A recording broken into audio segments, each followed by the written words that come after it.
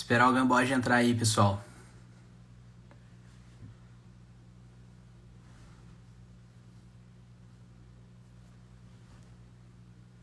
Segundo round, isso aí.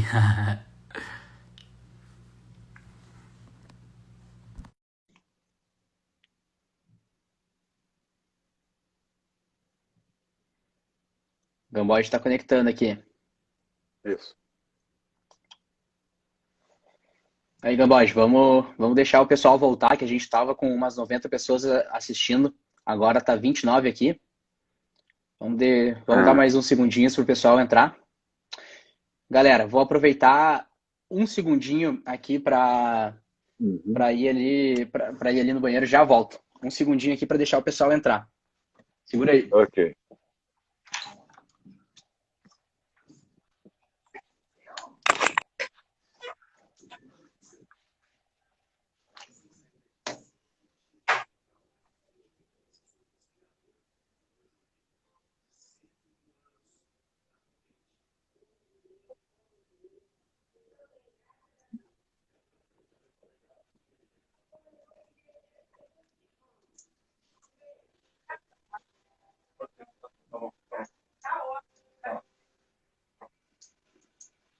Ok, ok.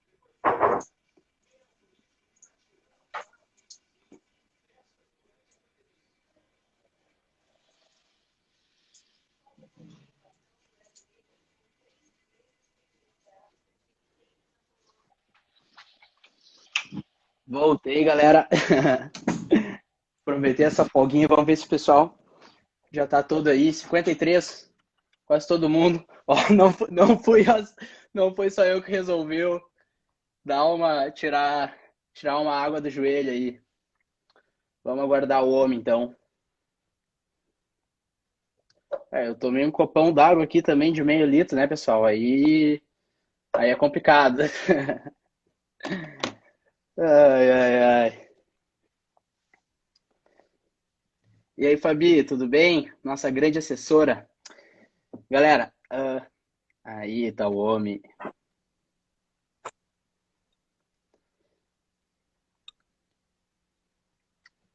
Vamos lá, Em Gamboge. posição. Vamos. Galera, agora eu vou compartilhar alguns trechos que o Gamboge publicou.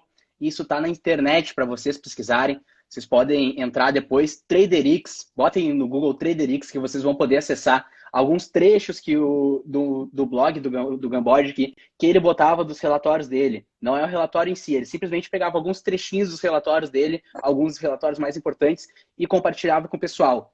Galera, em 2016, a gente, depois de mais de 5 anos de um bear market, do mercado baixista que se iniciou lá em 2010 e até 2016 só caía, em 28 de janeiro de 2016, com o Ibovespa em 38.500 pontos. Ou seja, lá no fundo do fundo do fundo do fundo, pessoal. O Gamboge publicou lá nesse blog. Depois eu passo para vocês, galera, qual é o link do blog. DCA no Ibovespa. Olha aqui que o Gamboge falou. Considerando que o mercado continua sobrevendido na frequência semanal, considerando que foi registrado um DCA e considerando também a ação da Ambev que se afastou da zona de perigo, a ação da Ambev é um papel emblemático, é plausível supor que o BER tirou um descanso. Isso com o Ibovespa em 38.500 pontos. Então o Gamboge já falou ali que o Bear talvez tinha tirado um descanso. Só que mesmo assim ele ainda não entrou porque ele queria analisar melhor as outras dimensões e tal para ver se estava ok. Aí no dia 22 de fevereiro de 2016, o Ibovespa estava em 43.500 pontos e foi nesse dia que o Gamboge saiu de 100% em renda fixa para 100% renda variável. Nesse dia, ele publicou no blog dele: se o bicho anda como um touro, cheira como um touro, não descarte a hipótese de que ele seja um touro. Isso aí era no dia 22 de janeiro, então, de fevereiro, com o Ibovespa em 43.500 pontos.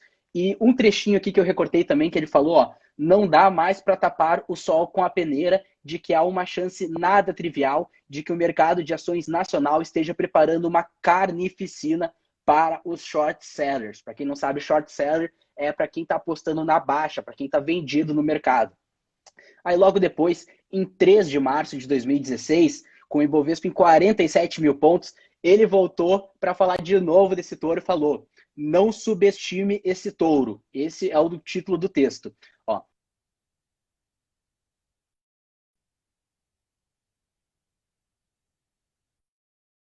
Por não terem detectado a chegada do touro, para quem não sabe, touro é um mercado de alta que se mostra cada vez mais feroz, estão subestimando-o. Bem que eu avisei que haveria uma chacina dos short sellers. Tudo está conspirando a favor do touro. Hoje, 3 de março de 2016, foi registrado o segundo maior volume normalizado desde o primeiro dia útil de janeiro de 1991, quando começa a minha base de dados, que tem 26 anos. E foram registrados triplos DCAs, fato raríssimo em nosso mercado. Haverá pausas, porém não recomendaria provocar esse touro. Então o Gamboge ali desde o fundo do mercado, em 37 mil pontos, ele já vinha alertando que o bear tirou um descanso, e quando o Ibovespa estava em 43.500 pontos no iniciozinho de 2016, ele entrou de 100% renda fixa para 100% em renda variável e comentou aí para não subestimar o touro, dizendo que poderia ser um touro muito forte, e realmente acabou se concretizando isso que tu falou, e foi um mercado touro muito grande, que em um ano o mercado subiu praticamente 60% a bolsa de valores, nosso Ibovespa. Então, fala aí para o pessoal a análise das 4 dimensões. O que tu via em cada dimensão para tu ter tanta confiança assim que estava vindo um mercado de alta e tu tirar 100% da renda fixa e trazer 100% para a renda variável? Quais eram os sinais do mercado aí das 4 dimensões? Bom, primeiro o mercado estava muito barato. Valoração barata, então. Valoração, particularmente os múltiplos do mercado brasileiro. O que é um múltiplo? É o preço dividido pela expectativa de lucro nos próximos 12 meses. Esse indicador de expectativas é comentado no livro. O que importa são as expectativas coletivas, não a sua, nem a minha. Aquelas que são dos formadores de opinião. É o que mais se aproxima do ideal, como expectativa coletiva. Né? O múltiplo estava muito baixo. O S&P estava ok. Só um parênteses. Não se deve analisar a Bolsa Brasileira sem ter um profundo conhecimento do mercado de ações norte-americano, porque nós vamos a reboque. Não se pode analisar o brasileiro sem conhecer bem a economia chinesa e a europeia. Lá fora estava ok. Aqui estava um desastre até a inflexão, né, no começo de janeiro. Os indicadores antecedentes, um deles já tinha já tinham feito uma inflexão positiva no mês de setembro, só que ele é divulgado com um mês de atraso, então tomei conhecimento em outubro. Eu tenho um indicador de expectativa sobre a economia brasileira, eu chamo ele dessa forma, indicador de expectativa, que fez uma flexão positiva também no final de dezembro. Faltava o timing. O sentimento era de pessimismo. Mercado barato. Eu precisaria agora que os preços fizessem a sua inflexão positiva. E a história mostra que todos os inícios de mercado touro surgem os DCAs. Surgiu os DCAs, entrou. Agora, veja, quando você falou entrar com 100%, eu não recomendo isso para quem não tem ainda experiência no modelo. O meu limite de tolerância, ele pode ser maior nesses instantes do que de um leitor, de um assinante, de uma newsletter.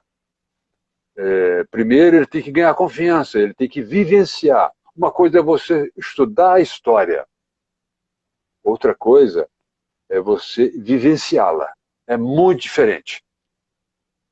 É aí que você ganha confiança. Então, você tem que ter muita confiança para cometer esses desatinos. Se você ainda não tem essa confiança, você também tem que se autoconhecer. Até onde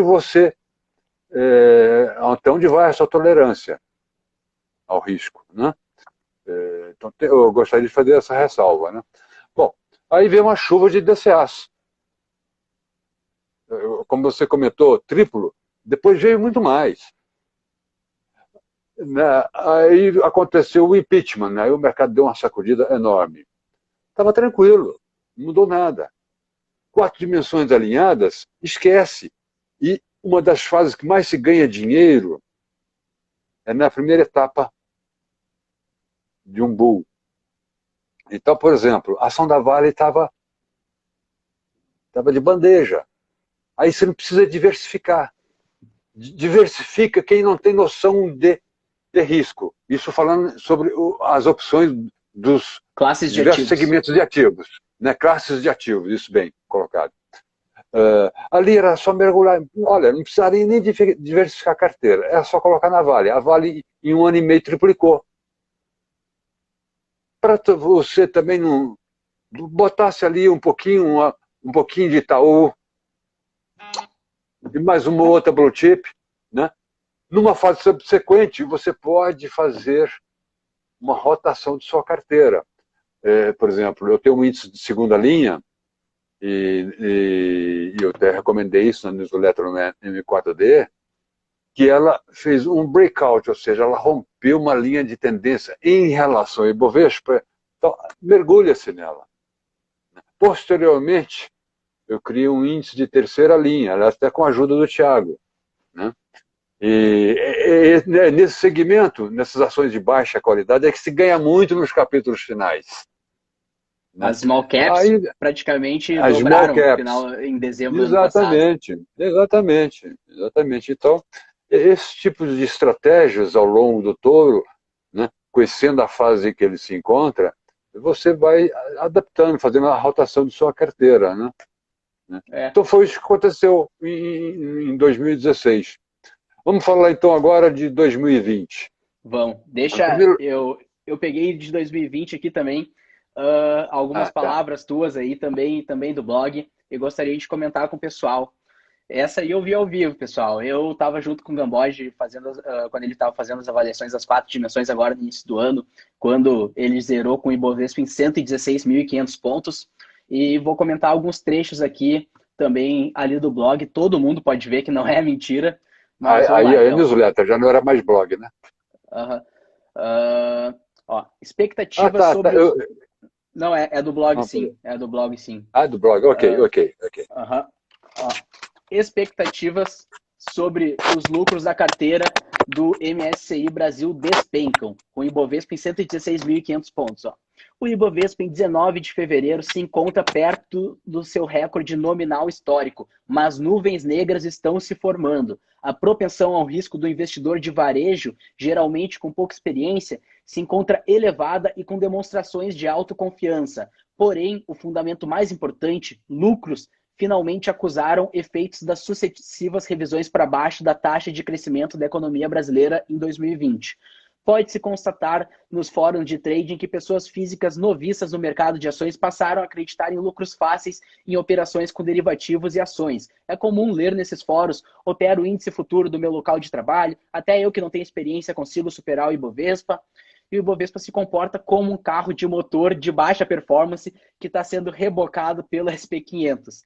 A conta virá e os pequenos ganhos dos noviços serão dizimados, tamanha a autoconfiança. Isso ele falou ali em fevereiro, pessoal. O investidor inteligente irá esperar pacientemente para comprar mais barato. Se a história serve de guia, quem tem entrado no mercado de ações na euforia em curso tenderá a zerar a exposição quando a dor se tornar insuportável, e isso tende a acontecer nos instantes próximos da reversão da tendência de baixa que emergirá.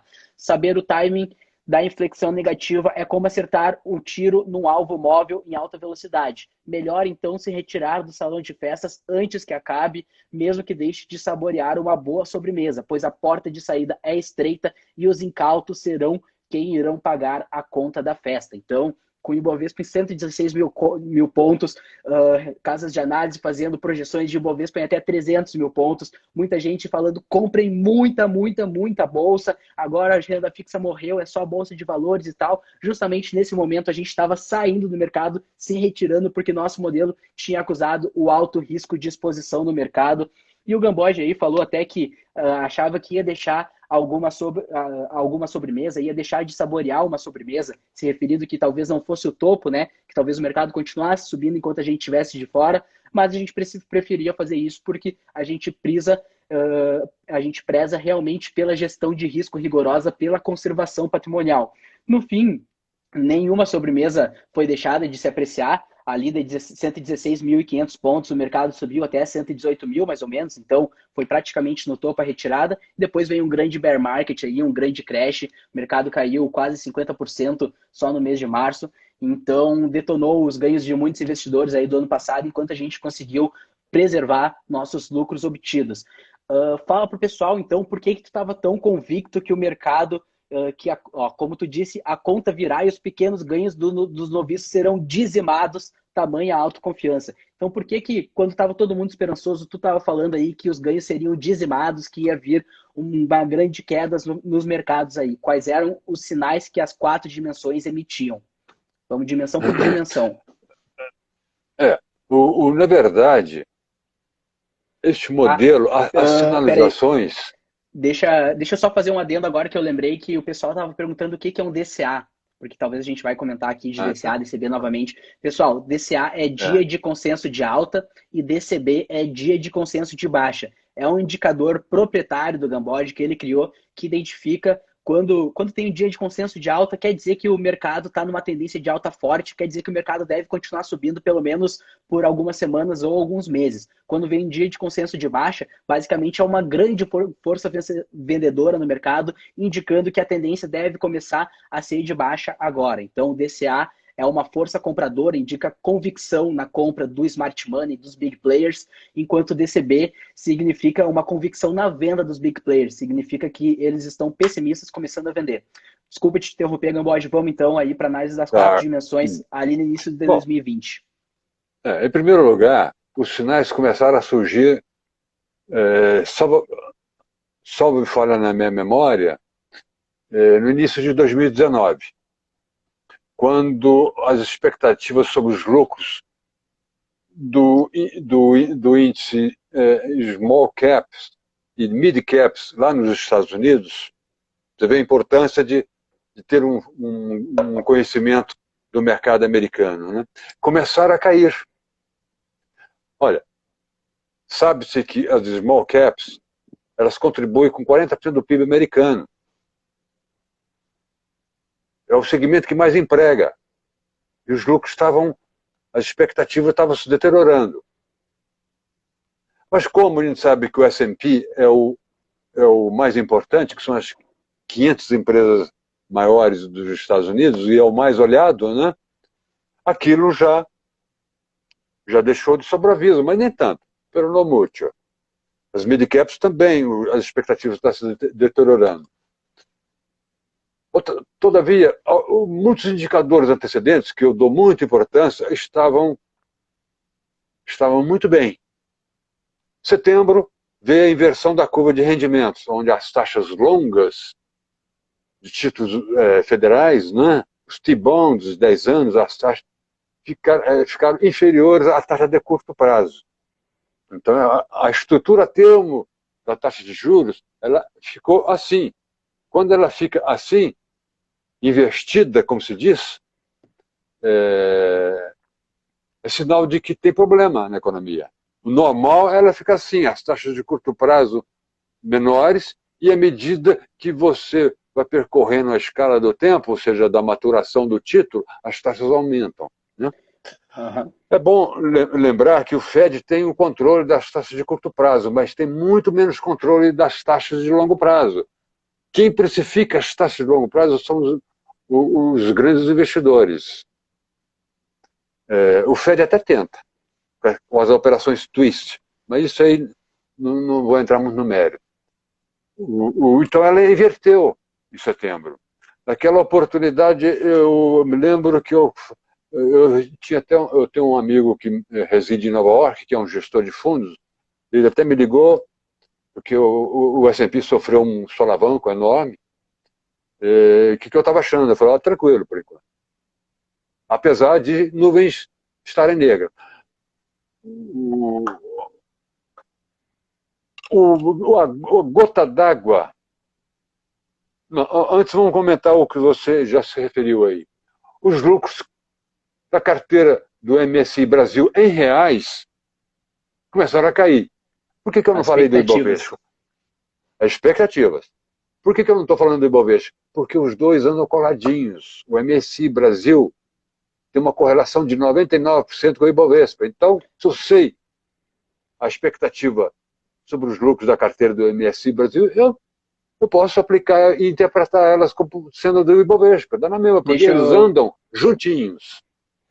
Para quem não sabe, pessoal, a MSCI Brasil está se referindo ao EWZ. Acho que o pessoal conhece mais como EWZ, que é o Ibovespa dolarizado. É como os investidores americanos se expõem ao índice Ibovespa, né, às ações brasileiras. Então é um ETF negociado na Bolsa Americana, que é basicamente o Ibovespa em dólar, porque tem praticamente as mesmas ações, uma composição praticamente igual ao do Ibovespa, só que dolarizado.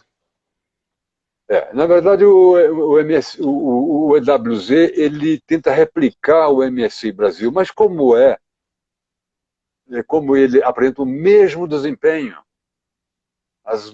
quase as mesmas oscilações semanais, pode-se falar que ele representa o Ibovespa dolarizado. Né? Aí, na primeira quinzena de janeiro, para minha surpresa, os lucros, a expectativa de lucros dessa carteira que você se referiu, do mercado brasileiro, né, em reais, começaram a cair. Antes disso, eu já vim alertando de um detalhe. Mercado bom é quando os lucros sobem e os múltiplos também. Os múltiplos também servem como sentimento, hein? Se eles estiverem muito exagerados, sem justificativa, significa um sentimento muito otimista. Né? O que estava acontecendo com o S&P no segundo semestre? Os lucros começaram a ficar estagnados. As 500 empresas maiores dos Estados Unidos, estagnados. E o mercado só subindo por conta da expansão do múltiplo. Isso não é um mercado saudável. A parte mais dinâmica do mercado é quando os dois estão subindo. Então, já tinha esse aviso.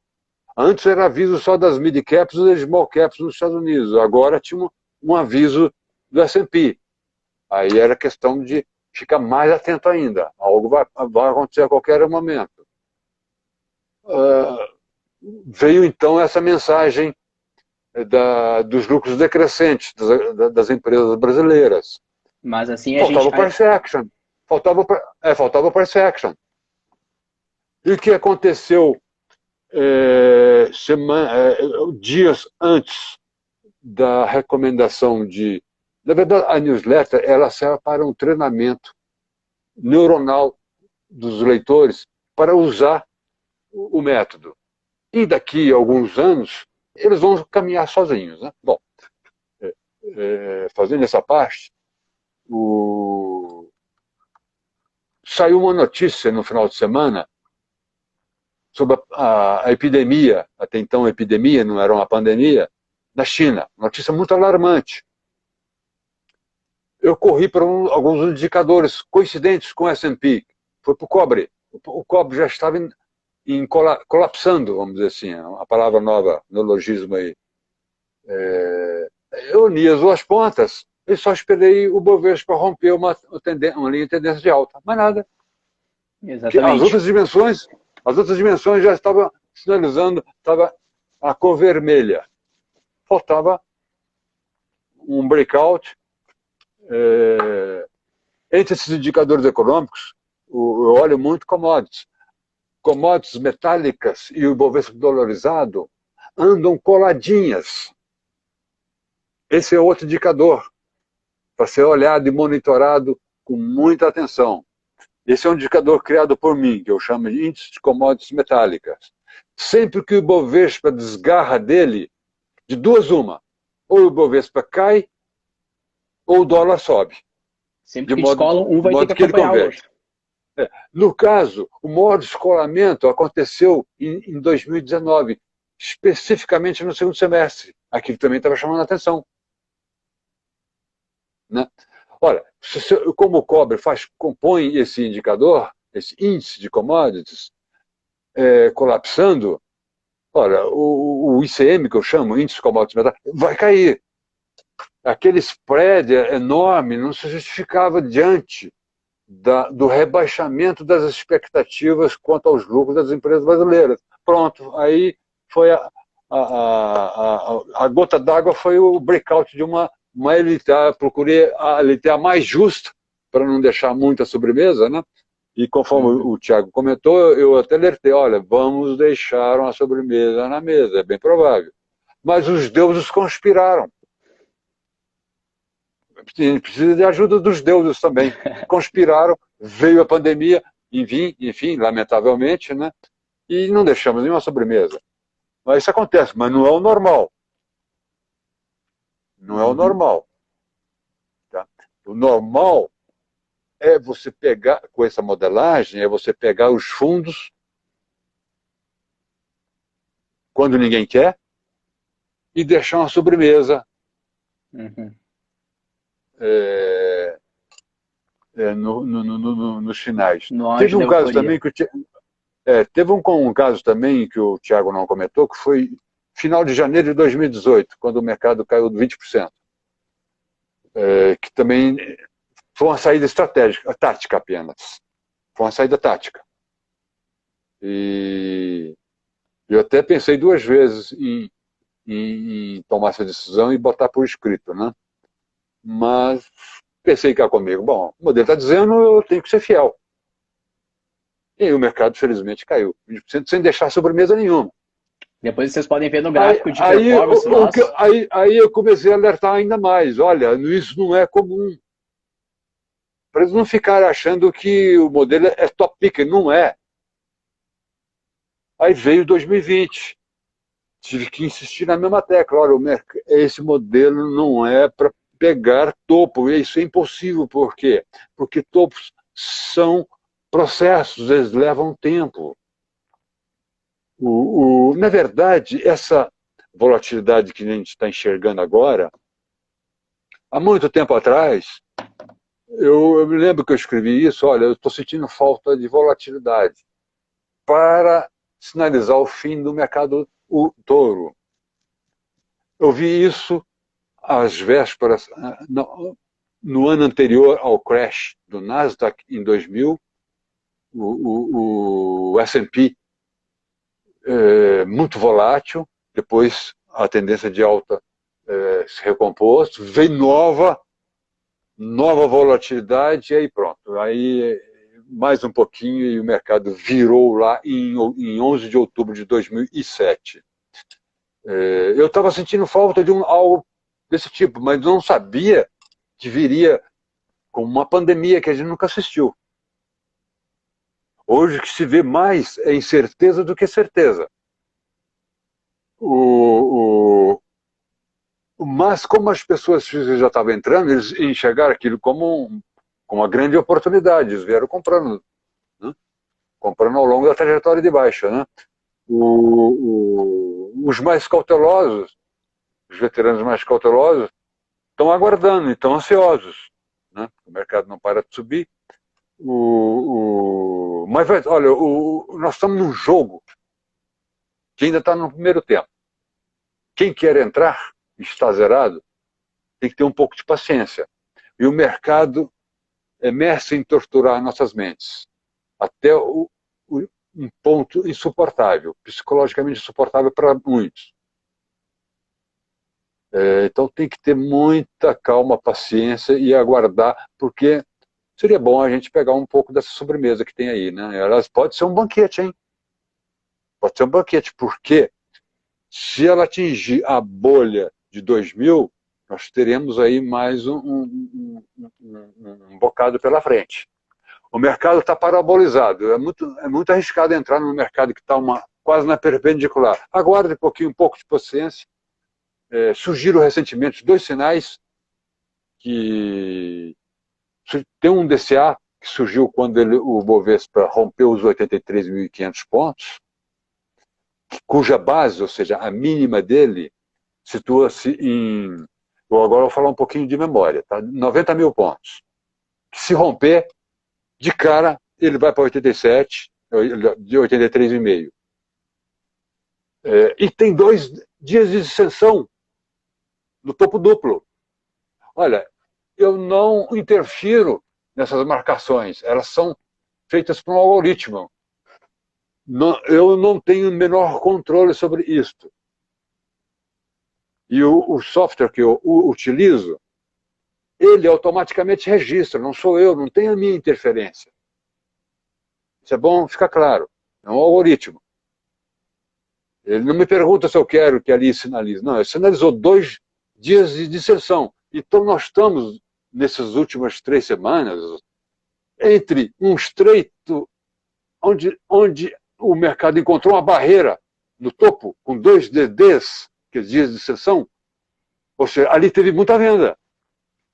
E nós temos um DCA aqui.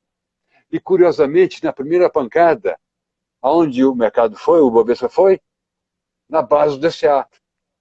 Como regra, embora, infelizmente, sempre há exceções, como regra, a base do DCA não é rompida na primeira tentativa.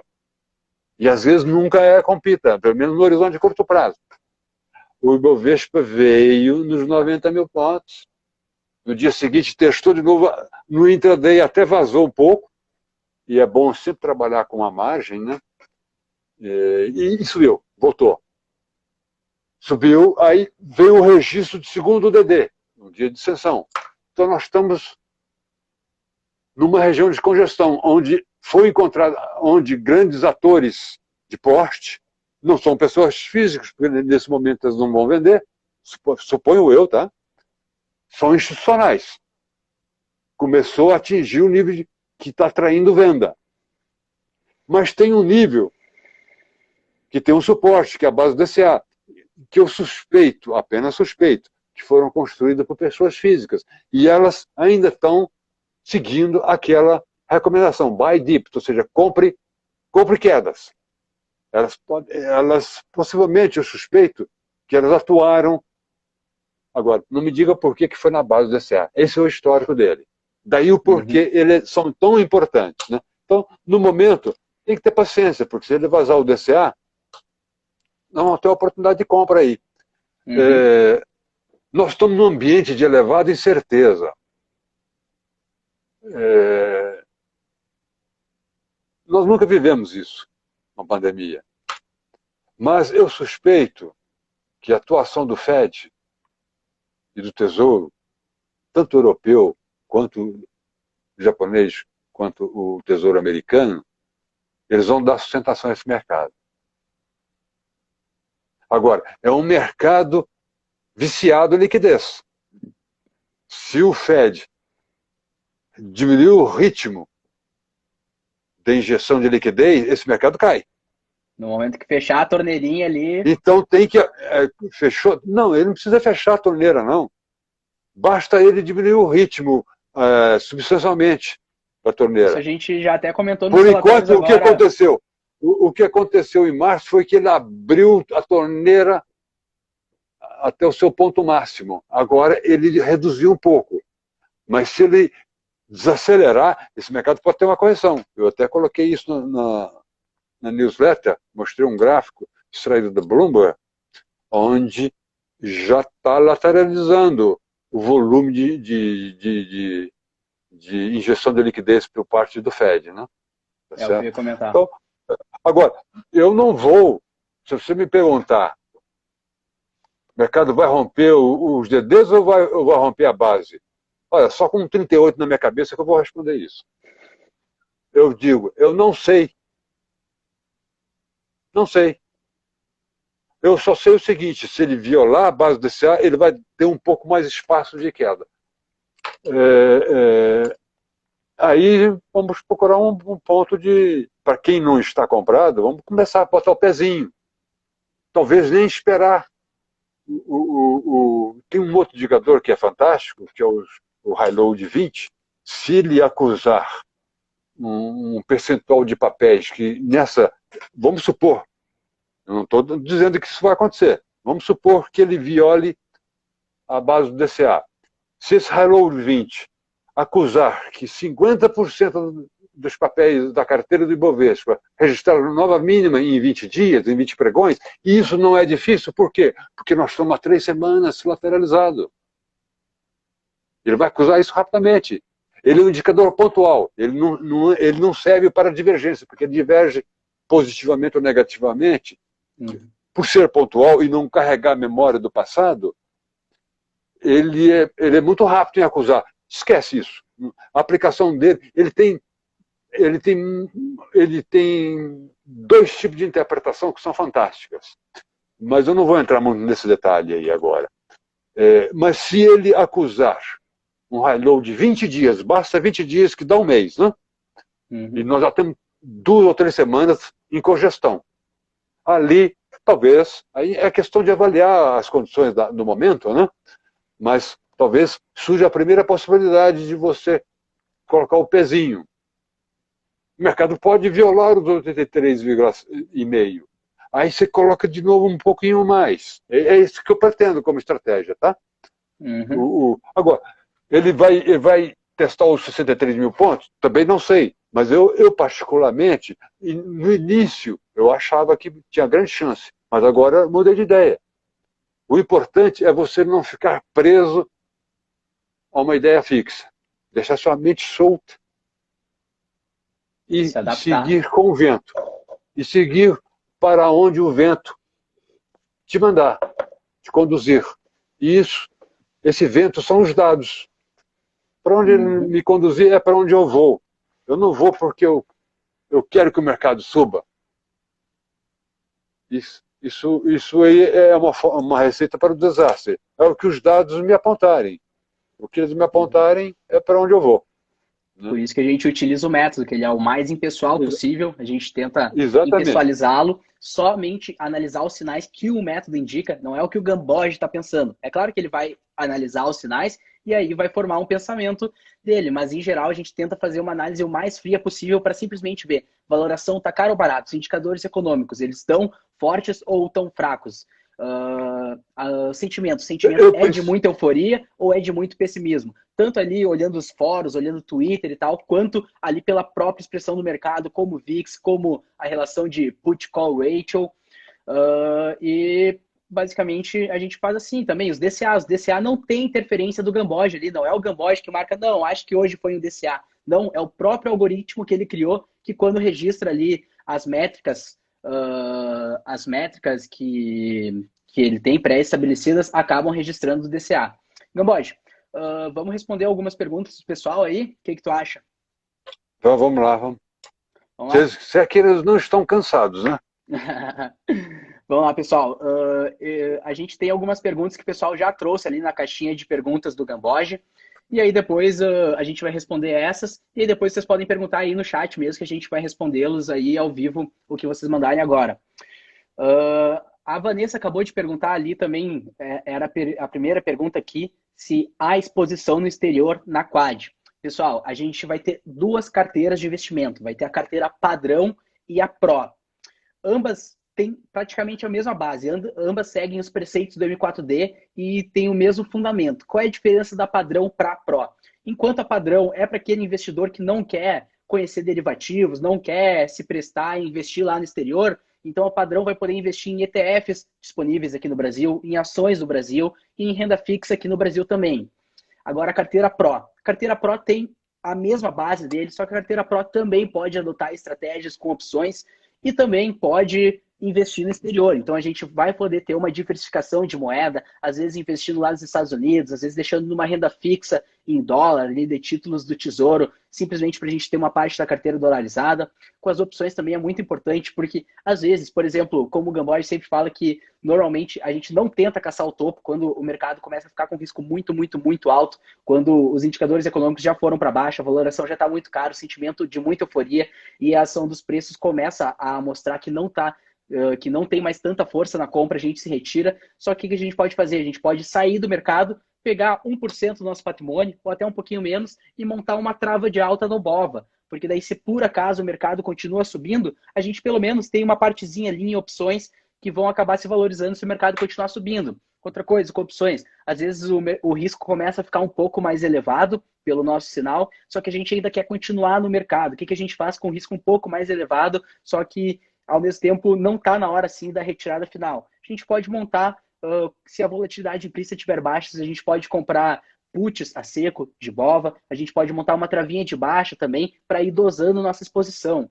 Então, e assim como se a gente quiser ser totalmente agressivo, às vezes, a gente pode ser. Se a gente vê que está surgindo uma grande tendência de alta, pode ser que a gente acabe ficando com 100% do patrimônio comprado em ações e ainda dedique ali 1% da carteira a comprar opções bem fora do dinheiro, porque se o Ibovespa subir bastante, se as ações subirem bastante, essas opções vão dar um ganho de 500%, 1000%, às vezes até mais.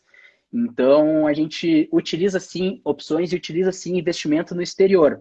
Vai ter vezes que a gente vai estar com mais parte do patrimônio dolarizada, vai ter vezes que a gente vai estar com menos parte do patrimônio dolarizado e mais aqui investido no Brasil. Então, a gente, conforme os sinais aí, a gente vai dosando nossa exposição perante o mercado. Justamente isso também já responde aí outra pergunta. Aí, o método oscila entre 100% em cada tipo ou sugere composições? Tu quer responder essa, Gamboge? Não, eu acho que você já comentou, né? Basicamente, na pessoal. Na verdade, no M4D, ele serve mais para o treinamento neuronal dos leitores. O que eu digo apenas, olha, o segmento de segunda linha está autoperformando, ou o segmento de terceira linha está autoperformando. Eles decidem. Isso no M4D o objetivo é mais para treinamento. Na Quad vai ser um pouquinho mais debulhado. Exatamente. Mais debulhado. Pessoal, então justamente para quem não sabe o que é o M4D, que o Gamboge está falando aqui, é a antiga newsletter dele. Isso já vamos responder outra pergunta aqui que mandaram, qual seria a diferença dessa nova empreitada para o que o site da M4D oferece hoje. Pessoal, o site da M4D, para quem não sabe, é o site da newsletter do Gamboge, e era uma newsletter fechada somente para quem já tinha lido o livro do Gamboge poder acompanhar os relatórios dele e a forma como ele se expõe em bolsa. O que é a Quad? A Quad é meio que um M4D 2.0, digamos assim, porque vai ter exatamente a mesma base ali do M4D, só que a gente vai dar... o M4D ele só podia investir ou em renda fixa, ou no índice Bovespa, ou no índice Midcaps. Ali na Quad a gente vai poder fazer stock picking. Não vamos dizer só, é hora de comprar blue chips ou é hora de comprar midcaps. A gente vai falar exatamente as midcaps que a gente está achando mais interessante, as blue chips que a gente está achando mais interessante também. Vamos trazer também de forma um pouco mais simplificada para vocês, porque os relatórios do Gamboge eram bastante técnicos, assim, no sentido, tanto que só podia assinar os relatórios dele quem tivesse lido o livro dele. Então era realmente algo bastante técnico para quem conhecia a fundo o método. A gente não vai perder a tecnicalidade, mas vamos adaptar também um pouco mais, botar alguns resumos, botar algumas conclusões com palavras um pouco mais tranquilas, assim, da galera mastigar, para justamente quem ainda não está tão acostumado com o método conseguir entender bem tudo que os relatórios passam e conseguir pegar a visão que o Gamboge está querendo passar nos relatórios. E fora isso, a gente vai... o M4D ele era bastante simples aqui, a Quad vai ser uma empresa bastante estruturada mesmo, pessoal. A gente vai ter grupo no Telegram, vamos ter um grupo no Facebook para tirarem dúvidas diretamente com o Gamboge. A gente personalizou todos os relatórios, então são relatórios ali com o PDFzinho bonitinho e tal para vocês. Enfim, está sendo algo realmente com uma estrutura bastante boa, muito diferente de uma simples newsletter, muito diferente de um simples blog, para a gente realmente trazer aí o método da melhor forma possível para vocês e para a gente conseguir formar uma família de investidores junto, para a gente poder ter um grupo no WhatsApp privado ali, por exemplo, no Telegram, nós com os assinantes, para a gente poder trocar ideia do mercado, conversar, enfim... É basicamente o M4D, só que uma versão nova, atualizada, mais bonita, com visual mais bonito, mais fácil de entender, e para a gente construir uma família de investidores que se expõem conforme o M4D, conforme o mercado em 4 dimensões, que é essa abordagem de investimentos que o Gamboge criou para a gente. Deixa eu só fazer uma parte aqui. Eu recomendo a todos que, ao preço de uma ida à padaria, adquirem um livro, porque eles vão aprender muito com o livro. A gente tem o manual M4D lá também, mas o livro... Tem o manual, mas lá está mais detalhado. Se o resumo que está lá na Quad for suficiente, ótimo, não precisa fazer essa aquisição. Embora é o preço de uma ida à padaria. Mas ali está um pouco mais debulhado. Exatamente. A gente tem ali na Quad... Tem exemplificações como funciona o DCA, o histórico deles, enfim, ali está bem mais dissecado. O resumo, como a palavra diz, é um resumo. Né? Com certeza. Não entra em todas as nuances. Então, eu sugiro que, com um preço bem módico, adquirem esse livro aí para absorver, né? Absorver o método e entender a linguagem que não é convencional. Ela não é convencional, hein? Pessoal, eu até fiquei bastante assustado ano passado, acho, quando eu comecei a assinar os relatórios do Gamboge, porque é uma linguagem bastante diferente, até para quem já conhece do mercado. Mas é isso aí, pessoal. Vocês vão lendo uma vez, vão achar grego, vão ler outras vezes, vão achar mais ou menos, e daqui a pouco vão estar 1 mês, 2 meses acompanhando o método, e aí já vão conseguir entender certinho o que ele está querendo dizer com esse indicador aqui, com esse aqui. Enfim, daqui a pouco vão estar conseguindo fazer por conta própria a avaliação em 4 dimensões, porque a gente, muito mais do que dar o peixe, a gente quer ensinar vocês a pescar também, ensinar vocês a base do método, para vocês não simplesmente ficarem seguindo recomendações, agora a gente compra bolsa, agora a gente vende, a gente faz isso, faz aquilo, mas entender também o racional por trás disso, para vocês absorverem e internalizarem esse conhecimento, para não ficar algo somente de imitar o que o Gamboge faz, sem entender exatamente a fundo por que está fazendo aquilo. Vamos ver outra pergunta aqui. Mercado nos Estados Unidos e brasileiro caros e indicadores econômicos se deteriorando. Bear market à frente? Acho que isso a gente já comentou agora, né? Qual o nome da pessoa? Eu não salvei os nomes aqui. Tá. Bom, acho que já realmente comentou aqui um pouco, né?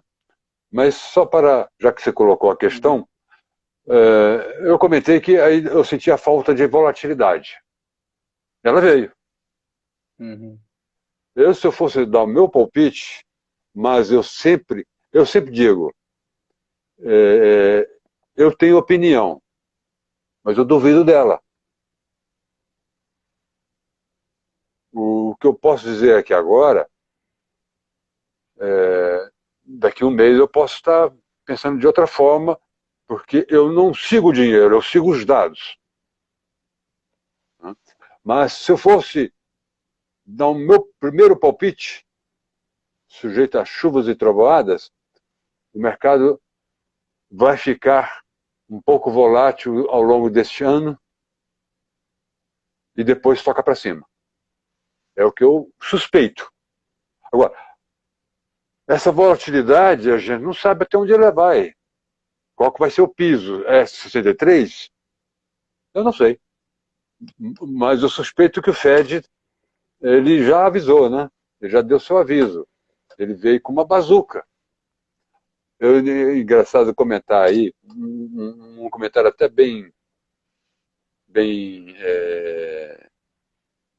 sagaz e muito brincalhão de um anônimo, que na seção de comentários, o cara disse o seguinte: para você ter uma ideia da bazuca que o Fed disparou. Ele disse o seguinte: se o Fed tivesse atuado assim em 2008, Bernard Madoff ainda estava manipulando as suas cotas e fora da prisão. Ou seja, ele teria conseguido continuar a manipular as suas cotas. Né? Todo mundo sabe quem é Bernard Madoff. Foi aquele sujeito que manipulava as cotas e que pegou muitos brasileiros, europeus, pegou gente da nata. Eu não sei se até se não tem a baixa volatilidade. Não sei. A volatilidade das cotas era tão baixa que ele foi denunciado por estatísticos, mas a Bolsa fez cega, porque ele foi membro da Bolsa, se não me engano da Nasdaq, ou da New York Stock Exchange, eu não me lembro agora. Então, ele tinha uma séria influência. Ele era um intocável, né? Certo? Esse era o comentário jocoso que eu li, para você ter uma ideia, da bazuca que o Fed disparou e que promete disparar. Só para vocês terem ideia, os ativos do Fed atingem algo em torno de 1/3 do PIB, o do Japão 100%, da Suíça, que é um país pequenininho, também está lá competindo com o Japão. Então o Fed, eu penso que ele pode aumentar essa bazuca aí. E já deixou bem claro que vai, né? Então é isso, pessoal. Olha, a gente não... as consequências vão aparecer só lá mais adiante, tá? Toda essa ação do Fed, o que ele está fazendo? Ele está desvirtuando o mercado. Ele está interferindo na precificação do mercado. O mercado serve para alocar de uma forma mais eficiente do que um burocrata de governo. O que o Fed está fazendo vai ter repercussão lá fora, melhor dizendo, no futuro. E não vai ser positiva, não. Entretanto, o futuro a Deus pertence. Vamos nos centrar no médio prazo e deixa essas preocupações para um futuro que eu não sei quando virá. Pode demorar. Pessoal, basicamente a gente está ingressando num território bastante difícil, que é justamente os indicadores econômicos se deteriorando, é a valoração extremamente cara, mas e talvez a gente entre numa bolha, e isso não é um ambiente convidativo para o longo prazo. Então, se tu comprar ações e segurar agora, talvez daqui a 10 anos tu tenha retornos pífios, retornos muito ruins para quem quer adotar uma filosofia de buy and hold, mas não significa que a gente não possa aproveitar um pouco dessa bolha, já como vai ter uma festa, a gente não quer correr risco desnecessário, mas estando ali, por exemplo, o price action mostrando força na compra, se o sentimento já não for mais de tanta euforia, normalmente, talvez depois de uma correção. Então, imagina daqui a pouco o Ibovespa está corrigindo ali, aí o pessoal já começa a ficar pessimista, putz, mas era o pulo do gato morto, não sei o quê, acho que agora vai voltar lá para o fundo. E aí, quando vem força na compra, e marca DCA, e o HL também mostra. Cara, já está mostrando ali, pelo menos o sentimento já não é mais de euforia, e o price action está mostrando força na compra. Então, isso já permite que a gente consiga se expor em bolsa, e mesmo que o risco não esteja totalmente baixo, ele é aceitável, e quando está aceitável, a gente está entrando com força também. Vamos ver o que mais o pessoal está perguntando aí. Falaram antes da periodicidade dos relatórios. Galera, a gente está divulgando oficialmente ali no site relatório uma vez por semana, na terça-feira, mas a gente, a princípio, vai fazer 2 vezes por semana, um na terça, um na sexta. Só não quero me comprometer agora, nesse primeiro mês, porque talvez vai estar bastante apertado. Não sei se a gente vai conseguir fazer esse de sexta-feira também, mas, a princípio, terça e sexta-feira, daqui um mês, no máximo.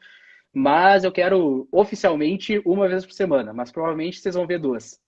Vamos ver o que mais que o pessoal está perguntando aí.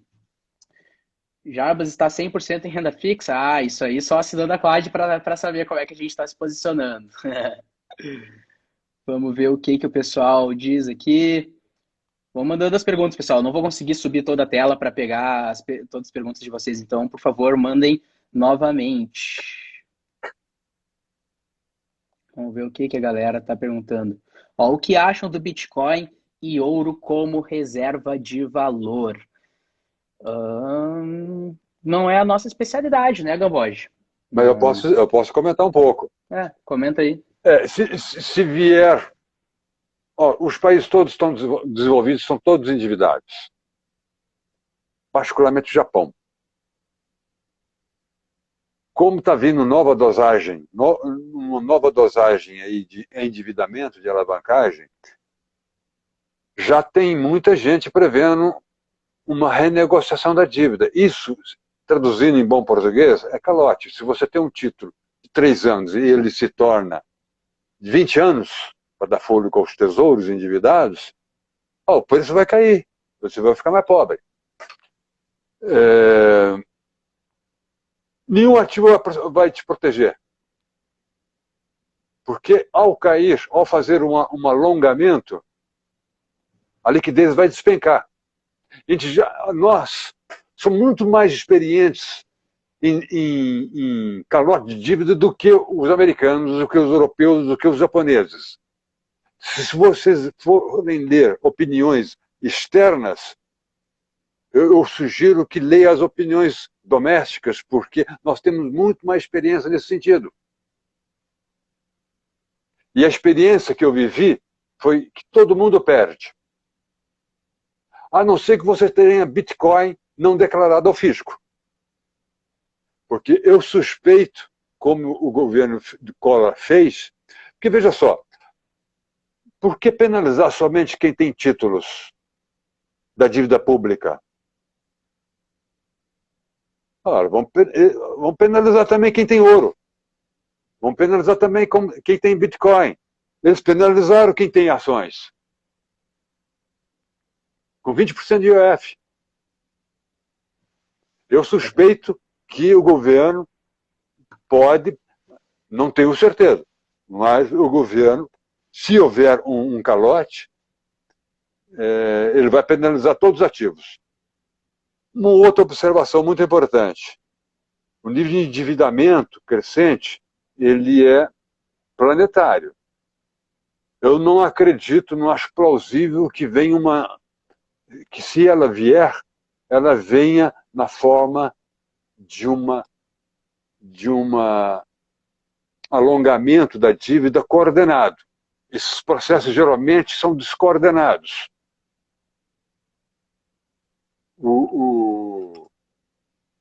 E se vier de forças externas, o Brasil vai ser atingido. Né? É isso que eu tenho a dizer sobre esse ponto aí. Certo. Aqui perguntaram, terá acesso aos relatórios antigos? Arthur, a gente vai dar...